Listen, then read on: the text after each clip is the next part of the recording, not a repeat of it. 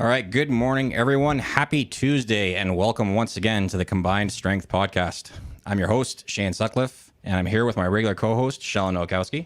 Shallon, how's your day been so far? Good. Yeah? Great. Yeah. How's your April been, seeing as March is already gone, and frankly, I didn't even know it was here, to be honest. Yeah. It's hard to believe that a quarter of the year is gone already, hey? That is the, frankly, startling and terrifying realization I had this morning. Was like, we're a quarter of the way done 2023, and I feel like Christmas was last week, to be totally honest. It's been an absolute blitz. Yeah, As I'm sure our dedicated viewer group of like 5 people noticed, we missed March there. So Yeah, that's where you're going with this. Okay. that's where I was going Gotcha. there. Yeah, just trying to make an excuse as to why we weren't on in March. There was a lot going on, and I'm sure we're not unique in that situation. I'm sure, but yeah, so that's why we're back now. You know, hopefully we'll make it a good one based on having missed last month, and you guys will be interested and learn lots about what's been going on and keeping us as busy as we've been. But before we begin, as always, let us acknowledge that we are meeting today on Treaty 6 territory and the traditional homeland of the Métis. And as always, Shallon, could you please start us off with a quick safety talk? For sure. Good morning, everyone.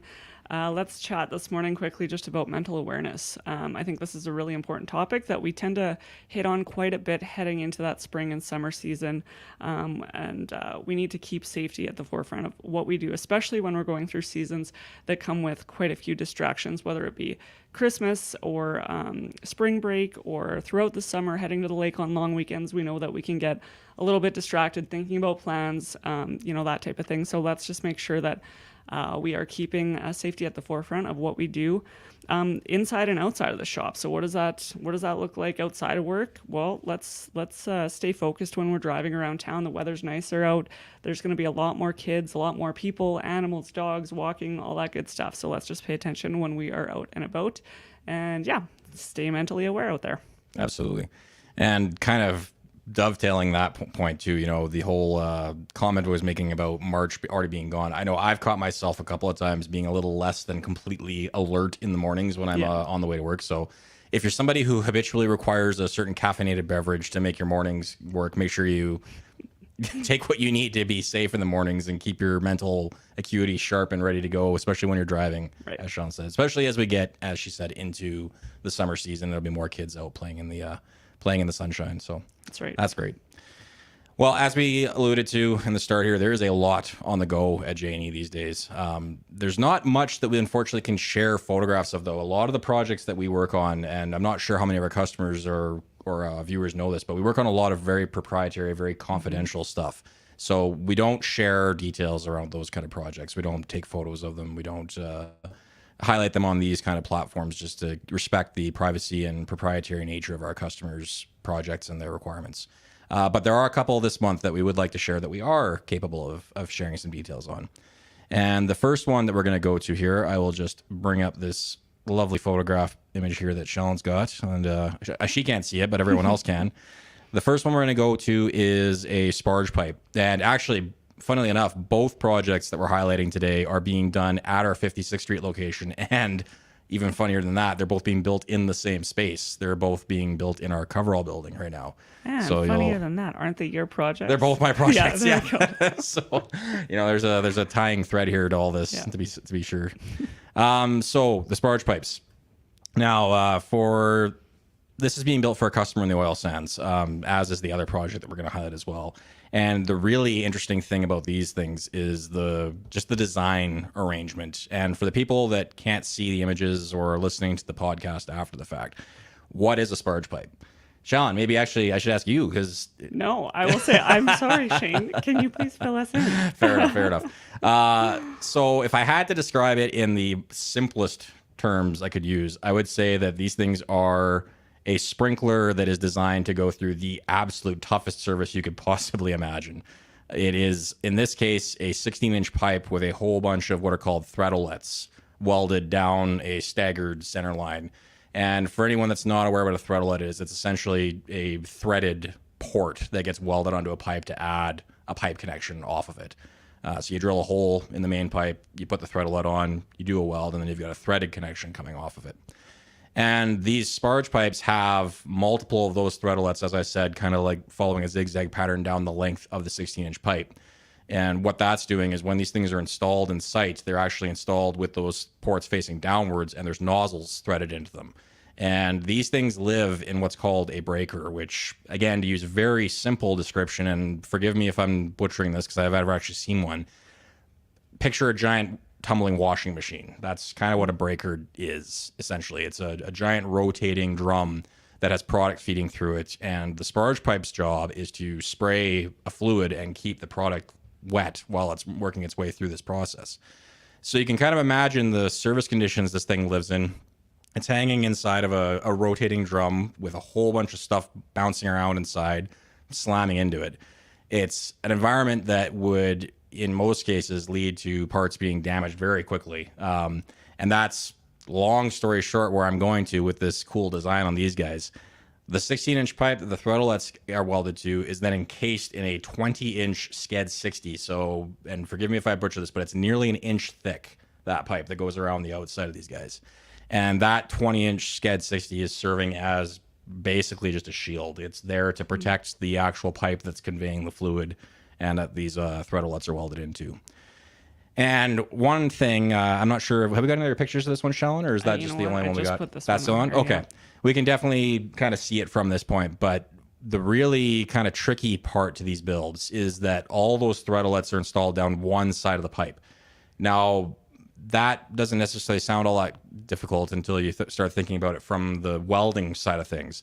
And as you weld steel, any joint that you're going to do in a fabrication facility, it's going to both expand and contract. And when you've got all that expansion and contraction happening on one side of a pipe, the end result in a lot of cases can be a smiley face or a banana. Yeah, exactly. So to counteract that, our fabricators and our welders that work on these things, they actually take that 16-inch pipe and they put it up on a big heavy beam with a support in the center, and they actually camber it ahead of time. So they bend it in the opposite direction of where we would expect the weld forces to take it, so that as they're welding it, it's basically distorting back to straight is kind of how that all works out. So really complicated process that's basically fighting a very simple principle from a physics standpoint anyways. But we've got many of these under our belt. I don't even know at this point how many we've built. This design's a little bit different than the ones we traditionally build, but the overall process is very similar. And these things are something that the customer that uses these has come back consistently to JNE and has really valued the consistency, the quality of the product, and the commitment to delivery that we bring with stuff like this. So kudos to our team in the shop on these ones. This is a project that we've really established ourselves as an industry leader on, and something to be very proud of. Absolutely. Great. Excellent. All right. Well, the next one we're going to go on to is this grizzly cage. And as I mentioned before, this is also for a customer in the oil sands. And this one truly is a project that you have to see to appreciate. It's something that, for the people listening in, I would sincerely encourage you to go check out our social media platforms afterwards and have a look at this thing, because it is quite a sight to see when you see the pictures. And despite its appearance, to that comment, it's not some form of medieval torture device, as much as it might look. Nor is it part of JNE's disciplinary process. I can. Oh boy, that's interesting. Shane. Yeah, I had to go there. Although, depending on how you ask, welding these things, it could be seen as a bit of a torturous ordeal. There are literally hundreds of round bar to round bar connections that go into one of these things to make up that grid that does what the Grizzly is supposed to do, which is essentially acting as a screen inside of a pump box. And those round bar connections are tricky for a couple of reasons. A, it's a fairly large diameter round bar, actually. It's 1.5 inch diameter round bar. So when you have a joining connection like that on two pieces of round bar that intersect, you've got a very kind of interesting joint you're welding there. Two, they have to be welded in position for the most part. We can't really roll this thing because we're trying to have as many people welding on it at the same time as we can to increase the productivity and help with delivery timelines. So we're keeping it in position in a lot of cases. And three, part of the reason that this thing is so complicated, and one of the reasons why this project is so interesting, is the materials that it's made from. So the plate parts you can see in the photograph are made from SSAB's Hardox 450 and Hardox 500 grade materials, which is a wear-resistant plate. And the round bar that I was speaking to is actually a quenched and tempered product that is hardened to about 400 Brinell, or just slightly less than what the SSAB products are. And I know that there's not an easy way to kind of draw a reference for what those numbers mean. People that are involved in the industry and have worked with wear products will know what that signifies. But for those that aren't familiar with Brinell ratings, a good way to look at it is a 400 Brinell plate in some thicknesses, not anything massively thick, can stop rifle bullets. That's maybe one way to look at it, as a really good indicator of how hard this material can be. It's not an armor grade material by any means, like not something the military would use, but in terms of how its abrasion resistance is, that's a pretty good indicator of how tough or how hard this material is. Sorry. So the reason that they use that is twofold. It's longevity of life in the service, in the field, and just the consistency of the properties, especially from the SSAB products. We know that that's one of the big things, one of the big selling points of SSAB's product stack is the consistency of their product. You know what you're getting when you buy it. It's not going to be some unknown variable in terms of how long this thing's going to survive in the field. Yep, absolutely. And on the flip side of that, just to speak again to the fabrication side of things, those materials also come with the kind of impact of being a little bit harder to weld in some cases. They do require much more mindful application of preheat and post heat to avoid cracking considerations. So definitely something that our team, again, we've built, I don't know, at least a half a dozen of these things since I've been involved in them. And again, established as a very trusted source for these consistent results, on-time delivery, the whole 9 yards. Yeah. It's a really good reason why the clients keep coming back for builds like this. Yeah, absolutely. Well, like you mentioned before, you said it's quite the sight to see. And to me, it's like, I think about some of the bigger stuff that comes out of JNE. And compared to that, I mean, this looks like a crazy hardcore hockey net type of thing. Yeah, that's a good way to call it. And so ultimately, it's not that big, but just the skill that has to go into putting something like this together is quite impressive. So, absolutely. Yeah. And actually, to add to another point to that, to kind of further expand on the complicated nature of this one, this design was slightly changed from the previous builds in that they asked us to make this one separable into 4 pieces. Oh, okay. So it's kind of hard to see from the photographs, but this thing actually splits into 4 segments down the center line from the face and down the center line from the side. Yep. So that it's in one piece right now because we wanted it that way for welding to kind of control the distortion and keep it from moving over the place. But when we're done welding and inspecting it, it's going to get broken apart into 4 pieces so that they can more easily put it into the pump box they're installing it in the field. And then they'll do a bunch of field welding to join all those together. So that had some real interesting implications, even just from a detailing standpoint. Like, we had a standard drawing of this thing from the previous builds that we basically had to go and kind of revise from scratch to redesign all the parts and accommodate this split design. So very, very cool fabrication. And like you said, not massive, but it's pretty big. When you go look at it in person, those plate pieces are 3 inches thick by about 4 inches wide. So they're pretty hefty. Yeah. Wow. Impressive. Awesome. For sure. Yeah, so those are 2 very cool builds. Like we said, there's not much else that we can show right now on the podcast. We are building a lot of stuff right now that's very proprietary, very industry leading, I would say, in a lot of cases. And we'd love to share it with you guys, but unfortunately, like I said, it's just one of those things that we've got to do our contractual obligations and keep that stuff locked down. Yeah, for sure. Awesome. All right. With that, Shalyn actually has a case study that she would like to go over with us here. This is a really interesting one from a project we did. 2015. Oh boy, 2015. Wow. Yeah.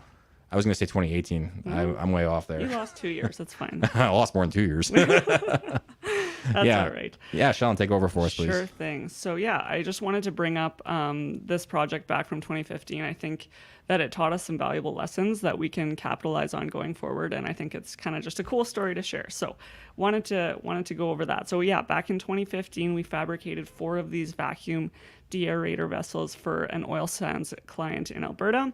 And so for those of you, if you're looking at the photos, great. If not, these vessels were 21 feet in diameter by 120 feet tall or long as we fabricated them, laying down.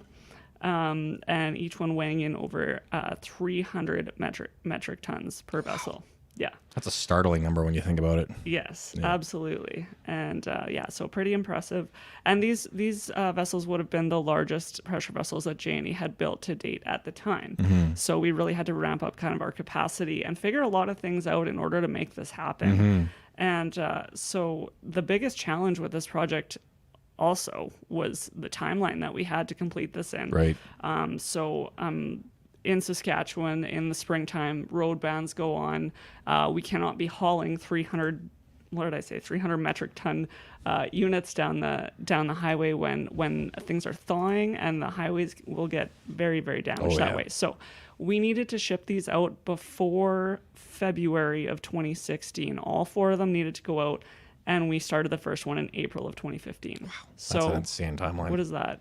10 months? Yeah. 9 months? For 4 vessels. Yeah, for 4 vessels, right? And so, yeah, if we didn't get that out, our customer would have faced significant costs and schedule delays, and it would have been bad. So there was a lot of pressure on JNE to deliver on time for sure with this one. And so, yeah, with challenges comes creative solutions, of course. And so with over 70,000 production hours to get these 4 through the shops, we were under the gun for sure. And so we ended up working 4 shifts around the clock, days, nights, and weekends. I guess that's 3 shifts, but yeah, ultimately 3 shifts 24/7.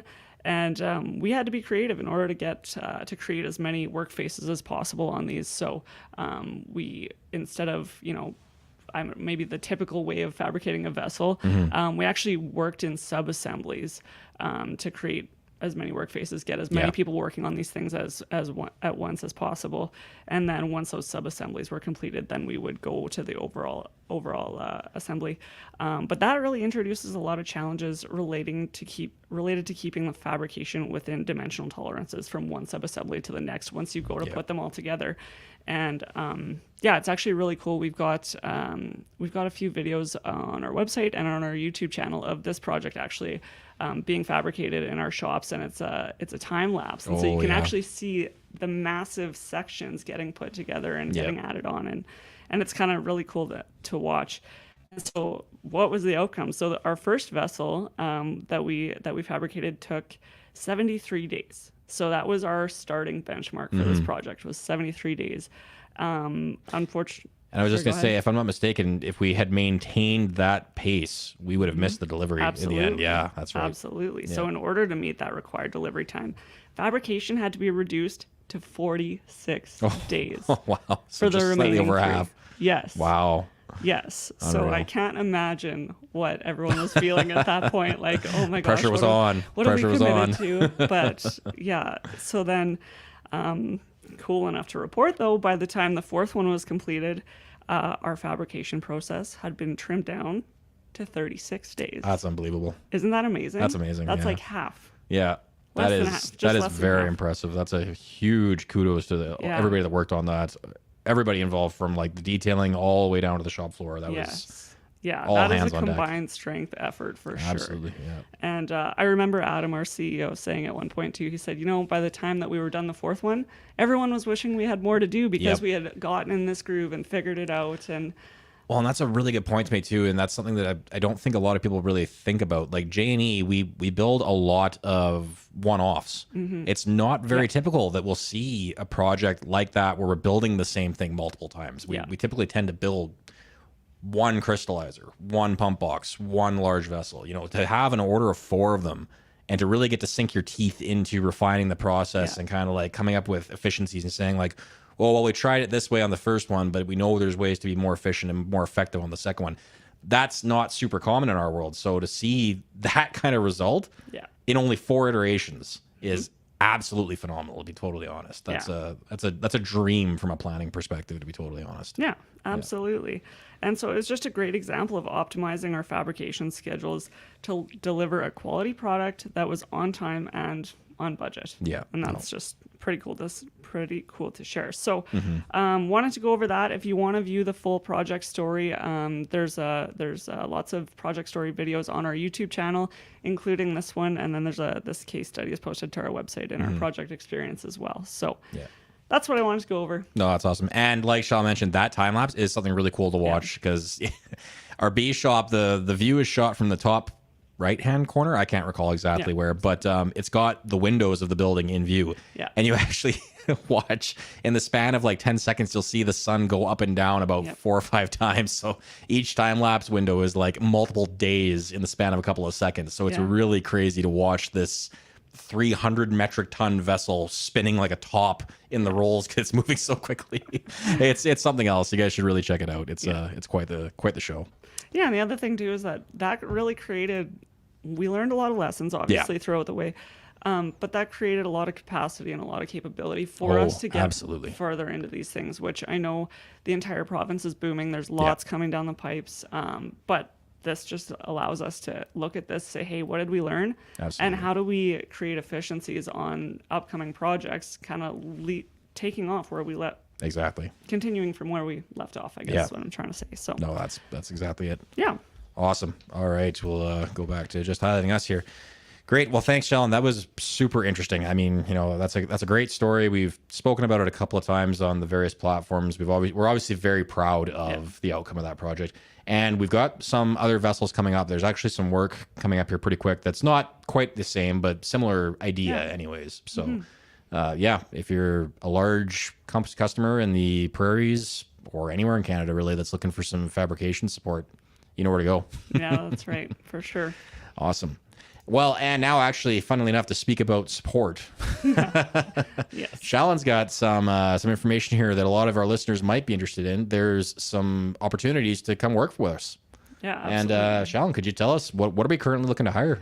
Sure. So, and please keep in mind, I'm not HR. Yeah. HR adjacent. Yes, we had Nicole on here one time, and I think we scared her off. So, don't quote anything I'm saying. Come check in with us. Give us a call if you're interested in any of these opportunities. But that said, we are currently hiring welders, fabricators, and one shipper receiver position. So those are the spots we're looking to fill right now. And so just to go over each one of those, I thought it would be neat to kind of go over a day in the life. And you obviously are quite well versed in the welder side of things. We'll get to that. So I went and had a conversation with Anison, our shipping supervisor, and said, so what does a day in the life of this position look like? And he said, well, we load and unload trucks, and you're outside most of the time. So whether that be summer, winter, you got to like working outside because there can be extremes, hot and cold, right? And then our shipping crew does all of our pickling and passivation of stainless steel. And they do inventory counts, and they work a lot with loaders. So if you are a skilled loader operator, that is a huge bonus for sure. And then we use our 3-ton flatbed to move material around between our 2 shop locations. So we've got our head office here and shops on Thatcher Avenue as well as 56th Street. So lots of movement between shops. And he also wanted me to say that you would have a really cool supervisor. So just got to put that in there. Yeah. So if that sounds like a position that you would be interested in applying for, please do. I will share how to apply at the end of this segment. Perfect. So yeah, we'll get to that. But then, so we're hiring welders and fabricators as well. So Shane actually started out as a welder, correct? Yeah. So who better to ask then? I know you're a bit removed. You like your office chair now. But tell us, if you could tell our listeners what a day in the life of a welder fabricator looks like. Yeah, and I mean, the role has changed a lot over the years. When I started my fabrication welding journey, it's very different from what they're doing these days. But at JNE, we basically have it broken down into one of 2 roles. You're either a welder or a fitter. You can be both, but the roles are separated that way. So a welder, typically a day in the life of a welder will be, you'll come in the morning, depending on which shift you're on. We have either 4x10 shifts or 5x8s and kind of a mixture of other options. So there's lots of flexibility in terms of how you want to run your work life. You'll come in the morning, you'll get your assignment for the day from your supervisors and lead hands in terms of what project you'll be working on. And a welder's responsibility really starts with being able to interpret the drawings. So going to the drawings, and when they're told which area they need to go work on as far as welding goes, they need to be able to make sure that they can identify that area on the drawing and understand the specifications of what it is they're welding. So that could be as simple as just finding one weld symbol on a fairly basic structural drawing, or it could be as complicated as looking at a multi-page part view or, you know, assembly view of a large vessel, trying to find one little weld detail somewhere for a single part, right? So it really does afford you an opportunity to learn and grow in a much larger sense than you could necessarily in some smaller shops, for sure. And being a welder, you know, the exposure that you're going to get here at JNE is amazing. We've got quite a range of materials we work with, anything from basic mild steel all the way up to some of the most advanced stainless alloys, explosion bonded duplex materials. You know, we've got a lot of super duplex stainlesses that we work with. Don't do much in the way of aluminum, although we do have some aluminum accreditation for some of the work that we do in the defense industry. Beyond that, you know, lots of piping. We have plenty of potential for people to get their ASME accreditation. That's a huge deal, and a very important part of our training program is getting people to their ASME accreditations. Yeah, I mean, really, the opportunities are only as limited as you want them to be, really, when it comes down to it. There's a lot of space and a lot of room to learn, and a great crew to learn from. I think that we've brought that up multiple times, especially in the interview segments we've done, that we have a phenomenal team with an amazing depth of knowledge and skill set when it comes to training people. So, you know, it's a huge part of the benefit package, I would say. Yeah. And I think that's really important too. And I know you had alluded to this earlier, is that we don't do a ton of repeat work. So that's a nice thing too. Not speaking from personal experience, but I'm sure as a welder, you're not working on the same production line doing the same weld day in, day out, right? It's always different. So that's kind of a nice point to the work that we do too, is welders, fabricators, you're always going to be working on the next thing that's coming through. There's a couple of projects we do have regular work in that can be viewed as production welding, if that's something that somebody's interested in. Yeah, true. But again, like you said, there's enough variety. Like, there's so many things that we build that you can almost say day to day, you're going to get the opportunity to work on something different. In the large shops, like Shop B, when we're working on a large multi-month project, sometimes it might be a similar workflow for quite a long time. But I mean, there's so much going on these days. There's so many projects, so much opportunity. If you want to learn new skills and if you want to expand your current skill set, this is a great place to do it. Yeah, there really is. I think no better option, to be honest. For sure. Yeah. But also, don't look at it as too big of a mountain to climb, right? Like, if you're, I am painting a pretty grandiose picture there. So we do have availability for, or I should say, we've got the ability to take people from first-year apprentice all the way through to their journeyman status. Yeah, absolutely. And that's what I wanted to talk about too, was what does that look like? So I know that Nicole and I just spent about 4 days at the Sask Polytech career fairs, and all the pre-employment students coming out of welding and metal fabrication. So now where do they go from here? So they get a job at JNE, then what? What is that apprenticeship? Do you know what the apprenticeship kind of? I didn't go through the apprenticeship program here in Saskatchewan, but my understanding is that it's a 4-year program, I believe is how it works. And JNE does do sponsorships for the apprenticeship program. So basically, it's get you through your pre-employment, come in, demonstrate your capabilities, show an eagerness and a willingness to learn, and then we can get you back into those subsequent schooling programs as far as getting your level 1, level 2, level 3, so on and so forth. So you'll go and do each set of schooling, which is what, like, I couldn't even take a guess at it. In BC, it was like 12 months for your C level, 6 months for your B, whatever. Like so it's totally different. Progressive. Year 1, 2, 3, and 4, you would go and do your in-class sessions like once a year, whatever it is, and then you come back and you get your hours on the shop floor here at JNE. So there's that good partnership there where you've got kind of some support while you're going through your schooling, and then you've got somewhere to come back and get in your hours as well. So then once you go through that, then you can challenge or take the Red Seal welder or metal fabricator exam, which adds a ton of value. Right. And then from there, you can start looking at all the other tickets that Shane was talking about before. That's more specific to whatever work you want to get into. Right. So it's a great stepping stone. It's a great path to go down through apprenticeship. Right. And you've got opportunity the entire way. Not to mention, once you're done that and kind of maybe you spend some time here on the floor, we've talked to so many of our lead hands or our supervisors that that's the route they took. They spent more time getting more experience under their belt, and then they might move into a lead hand role or a supervisory role. And that's a career that people stay in at JNE. Like we've kind of talked about before, our average tenure here is over 8 or 9 years, I think, right now. It's getting close to 10 years. Yeah. And we've seen so many people go from that very entry level of pre-employment certificate to having supervisory experience and positions like that. So anyways, it's the start of a really exciting career path. And I think that we are a great place to start that. So if that's what you're looking to do, certainly visit our website, www.jnewelding.com. And then on our Contact Us page, it says Contact Us and Careers. You'll find all of our current job postings there. And on those job postings, it shows you how to apply. Just you can email your resume to hr@jnewelding.com. And we look forward to hearing from you.